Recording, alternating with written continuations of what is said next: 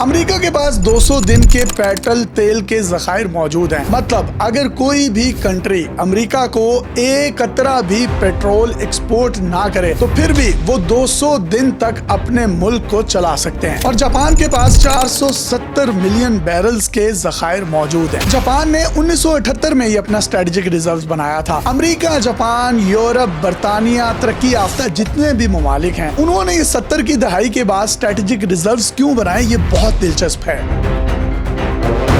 1973 میں عرب اور اسرائیل کی جنگ ہوئی، جس میں مصر اور شام کی قیادت میں پورا عرب اسرائیل کے خلاف لڑا۔ جاپان، برطانیہ، یورپ، USA ان تمام لوگوں نے اسرائیل کی کھلم کھلا حمایت کی اور اس کو سپورٹ کیا، جس کے بعد عرب ممالک نے یہ فیصلہ کر لیا وہ تمام ممالک جنہوں نے اس عرب اسرائیل جنگ میں اسرائیل کا ساتھ دیا، ان کو ایک قطرہ بھی پیٹرول یا آئل ایکسپورٹ نہیں کیا جائے گا۔ جس کے بعد ان تمام ممالک نے قدرتی آفات، جنگی حالات یا اس طرح کے معاملات یا ایمرجنسی سے نمٹنے کے لیے اسٹریٹجک ریزروز بنانا شروع کر دیے۔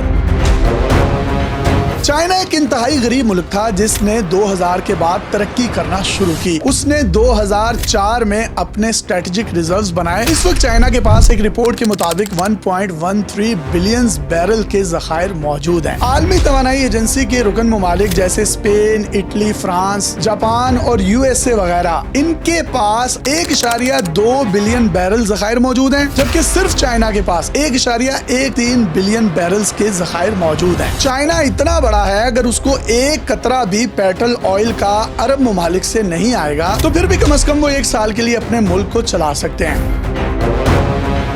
دنیا میں جتنے بھی ترقی یافتہ ممالک ہیں، ان کی پلاننگ 20-25 سال کو مد نظر رکھ کر بنائی جاتی ہے، اور بعض ممالک 50 سال کا فیوچر دیکھ کر اپنی پلاننگز کو بناتے ہیں۔ لیکن انفارچونیٹلی پاکستان کے اندر سڑکیں بھی 5 سال کی پلاننگ کے تحت بنائی جاتی ہیں، جو 1 سال کے بعد ٹوٹ پھوٹ کا شکار ہو جاتی ہیں، اور 2 سال کے بعد اگر انسان وہاں پر جائے تو آپ کو سڑک کا نام و نشان بھی نہیں ملتا، کیونکہ ہر پارٹی کو پتا ہے کہ اس نے 4-5 سال کا دور حکومت مکمل کرنا ہے۔ اس کے بعد اگلی گورنمنٹ آ جائے گی، اور آنے والی گورنمنٹ کے لیے پاکستان میں پہلے والی پارٹی گڈھا کھود دیتی ہے کہ وہ آئے اور اس کے اندر گر جائے، لیکن اس میں آنے والی حکومت نہیں گرتی، اس میں گرتی عوام ہی ہے۔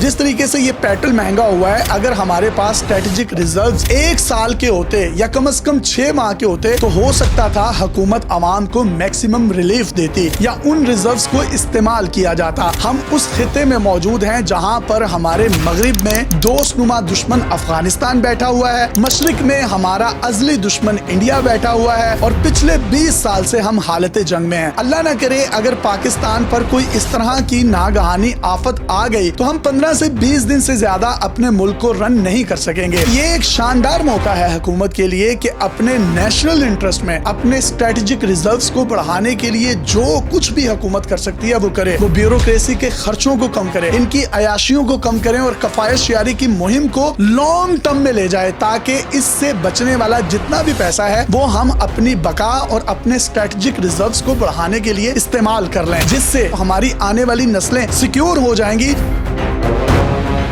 ہم نے یہ دیکھا ہمارا دفاع انتہائی مضبوط ہو چکا ہے، لیکن معاشی طور پر ہم کمزور ہیں۔ اگلی جنگیں معیشت کی ہیں، اکانومی کی ہیں، ٹیکنالوجی کی ہیں، اسٹریٹجک ہیں۔ اب 3-3 سال یا 5-5 سال کے پلان نہیں چلیں گے، ہمیں بطور قوم ایک قوم ہونا پڑے گا، تاکہ ملک پاکستان کی طرف میلی آنکھ سے دیکھنے والا کوئی بھی بیرونی دشمن، چاہے وہ پاکستان پر دفاعی جنگ مسلط کرنا چاہتا ہو یا معاشی، اس کو منہ کی کھانا پڑے۔ اپنے میزبان یاسر شامی کو اجازت دیجیے اور دیکھتے رہیے ڈیلی پاکستان۔ پاکستان زندہ باد۔ اللہ حافظ۔